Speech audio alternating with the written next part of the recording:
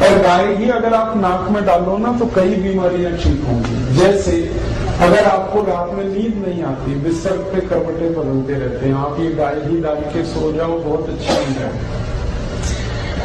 कई लोग हैं जो रात को सोते समय नाक से संगीत निकालते हैं और इतना जोरदार संगीत निकलता है कि पड़ोसी उनके सो ही नहीं सकते, वो तो मस्त सो जाते हैं, पड़ोसी परेशान करते हैं। उन सभी लोगों की सबसे अच्छी दवा है ये गाय घी। हल्का गर्म करो, एक